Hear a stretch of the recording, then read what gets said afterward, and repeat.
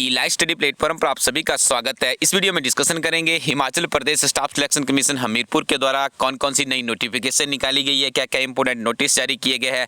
साथ में हम ये भी डिस्कशन करेंगे जो टेट की एलिजिबिलिटी का चला है हमारे प्रदेश में कि उसकी जो 7 ईयर की वैलिडिटी होती है उसे बढ़ा के लाइफ टाइम कर दिया जाए, उसमें क्या दिक्कत आई है। और साथ में भी जानेंगे एक हिस्टोरिकल इवेंट हुआ है हमारे शिमला रिज में, जहाँ पे पूर्व प्रधानमंत्री अटल बिहारी वाजपेयी जी की प्रतिमा को स्थापित किया गया, उससे संबंधित कौन कौन से प्रश्न बनेंगे और भी बहुत सी महत्वपूर्ण जो आज की प्रमुख खबरें तथा नई लेटेस्ट जॉब रिक्रूटमेंट से संबंधित नोटिस है उसके ऊपर हम इस वीडियो में चर्चा करेंगे।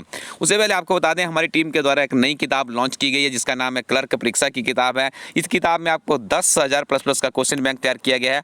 यह किताब नवीनतम सिलेबस प्रणाली पर आधारित और इसमें कंप्लीट सिलेबस पर कवरेज किया गया, आप यहाँ पे देख पा रहे होंगे। और साथ में ही आपको बता दें पिछले 11 वर्षों के सॉल्वर्ड पेपर भी इस किताब में डाले गए हैं। जो आपकी परीक्षा 18 अक्टूबर 2020 को हुई थी उसका पेपर भी सॉल्व करके इस किताब में डाल दिया गया है। इस किताब को आप अपने नज़दीकी शॉपकीपर से ले सकते हैं, आप सीधे हमारी वेबसाइट ilastudyco.in से भी प्राप्त कर सकते हैं। ये एक ऐसी किताब है जो कि आपके क्लर्क के लिए ही नहीं, हिमाचल प्रदेश की किसी भी परीक्षा में जहाँ पे आपको सामान्य ज्ञान को रिप्रेजेंट करना है उसके लिए आपके लिए बहुत ही सहायक सिद्ध होगी। तो इस किताब के साथ में अपनी तैयारी को आगे बढ़ाइएगा। सबसे पहले आपको बता दें कि जो रोल नंबर्स जारी किए गए हैं जूनियर ऑफिस असिस्टेंट अकाउंट्स की पोस्ट कोड 815 के, उसमें देखिए कुछ कैंडिडेट्स के जेन्युइन रिक्वेस्ट पे उनका क्या किया गया है, उनका यहाँ पे रोल नंबर्स चेंज किया गया है। ठीक है, तो यहाँ पे बताया गया है उत्तम चंद है, अनीस सूद है और रमेश कुमार है, इनके रोल नंबर्स चेंज कर दिए गए हैं। इनका रोल नंबर वही है लेकिन इनका सेंटर चेंज किया गया है। जो इनकी जेन्युइन प्रॉब्लम्स थी तो यहाँ पे रेक्टिफाई कर लीजिएगा। आगे देखिए list of the candidates for the post of junior office assistant post code 815 whose examination centre has been change as per their genuine reasons. देखिए यहाँ पे इनके भी सेंटर चेंज किए गए, ये भी अपना यहाँ पे नाम पढ़ के देख सकते हैं और रेक्टिफाई कर लें। आपको इसी सेंटर में जाना है। यहाँ पे देखिए क्लियरली लिखा हुआ है कि जो इनके एग्जामिनेशन सेंटर से वो कहाँ कहाँ पे बनाए गए हैं। ठीक है जी, तो ये इन्फॉर्मेशन थी जूनियर ऑफिस असिस्टेंट IT की परीक्षा से। और देखिए अभी क्वालिफिकेशन की बात कर लेते हैं और हम ये भी बताएंगे आपको कि जो हमारी किताब है जूनियर ऑफिस असिस्टेंट IT की वो अकाउंट्स की परीक्षा के लिए कितनी उपयोगी है। तो यहाँ पे आप देखिए इस परीक्षा की यदि बात करें तो यहाँ पे एक लेटेस्ट नोटिफिकेशन जारी की गई है 24/12/2020 को, जो कि संबंधित है आपके जो R&P रूल्स होते हैं, रिक्रूटमेंट और प्रमोशन जो रूल होते हैं उसमें कुछ संशोधन किया गया है। तो यहाँ पे कहा गया है कि आपको BCom from a recognised university से होना चाहिए। Note candidates having MCom qualification must have passed BCom at graduation level. ठीक है, देखिए यदि आपने BCom किया है, ध्यान से सुनिएगा, तभी आप इसके लिए एलिजिबल है। यदि आपने MCom किया लेकिन पहले आपने BCom नहीं किया है तब भी आप एलिजिबल नहीं है। डायरेक्ट यहाँ पे कहा गया है। आयु सीमा का निर्धारण कर दिया गया है। आपकी आयु सीमा 18 से 45 वर्ष के बीच में 1/1/2020 यहाँ पे जो निर्धारण की डेट है ये मानी जाएगी।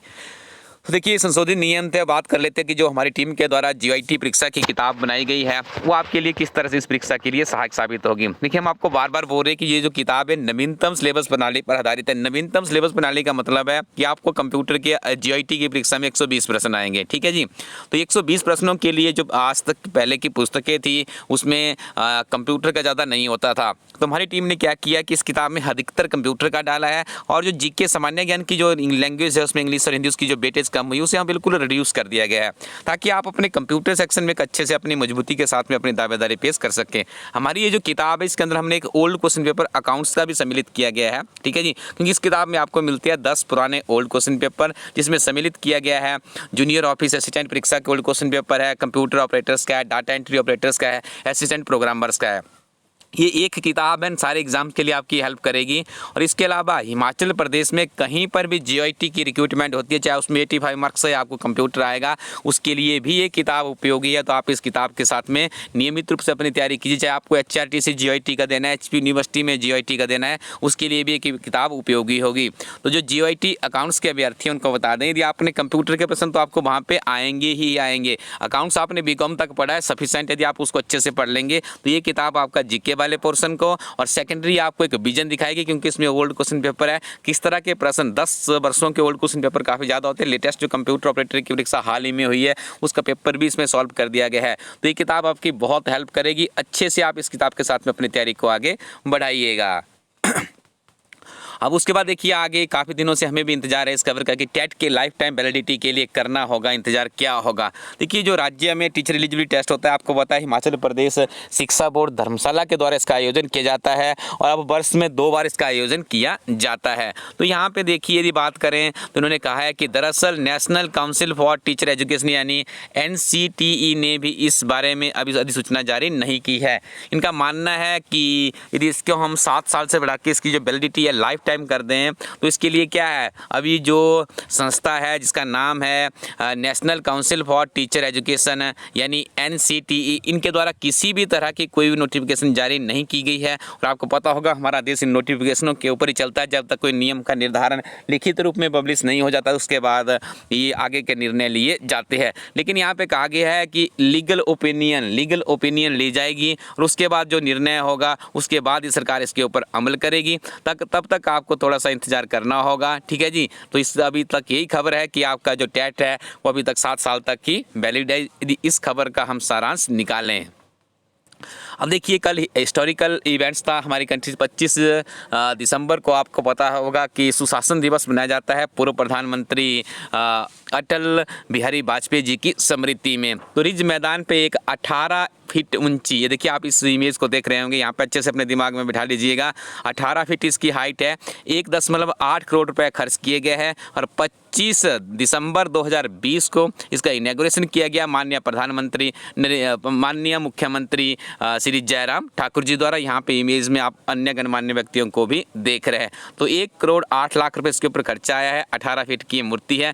दोनों चीज़ें आपको याद रखनी है। कहाँ पे इसे बनाया गया है, जो रिज मैदान में, शिमला में रिज मैदान में। साथ में एक और चीज़ याद रखनी है, जो पद्म परिसर है उसके समीप ही इसको एस्टेब्लिश किया गया है। तो ये चीज़ें आपने याद रखनी है। यहाँ से आपसे प्रश्न पूछा जा सकता है कब इसको एस्टेब्लिश किया गया था, क्योंकि हमने देखा था एक परीक्षा में मंडी में जो भाई हिरदाराम की एक छोटी सी उनकी प्रतिमा है उसके ऊपर भी प्रश्न पूछा गया था। ये तो बहुत बड़ी बात है और आपको ज्ञात होगा कि काफ़ी सुर्खियों में भी रहे अटल बिहारी वाजपेयी जी जब से इनकी ये प्रतिमा बन रही है, ठीक है जी। तो आपने इस प्रश्न को अच्छे से रिमेंबर कर लेना है।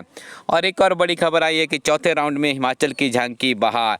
तो हिमाचल की जो झांकी थी जिसका दिल्ली के राजपथ पर आयोजन होना था और ये झांकी बनाई गई थी, यहाँ पे आप देखेंगे लाहौल स्पीति में जो हमारा रोहतांग टनल बना है उसकी समृद्धि संस्कृति की ये झलक थी जिसे रिजेक्ट कर दिया गया है। देखिए चौथे राउंड में से रिजेक्ट किया गया। आपको बता दें रक्षा मंत्रालय ने हिमाचल सरकार के पत्र को भेजकर सूचित किया है। और देखिए पिछली साल की हम बात करें तो गणतंत्र दिवस पे कुल्लू दशहरा की झांकी को लेकर केंद्रीय रक्षा मंत्री ने शामिल किया था, लेकिन इस बार यहाँ पे अटल जो हमारी टनल बनी है उसको स्थान नहीं मिल पाया है। तो ये भी आपने याद रखना है। तो स्टूडेंट्स ये सारी बहुत ही महत्वपूर्ण जानकारी इस यूट्यूब चैनल पे नियमित रूप से हम दे रहे हैं और आप हमारा एजुकेशनल एप्लीकेशन है उसे भी डाउनलोड कर लीजिएगा। गूगल प्ले स्टोर पे जाइए, इलाइट स्टडी ऐप लिखिए और उस ऐप के अंदर आपको करंट अफेयर्स, गिरिराज समाचार पत्र का सारांश, MCQ, national GK, HP GK, job notifications और भी बहुत सी नवीनतम जानकारी उस पर नियमित रूप से हमारी टीम अपलोड कर रही है। और आपको बता दें हमारी जो अगली मैगजीन है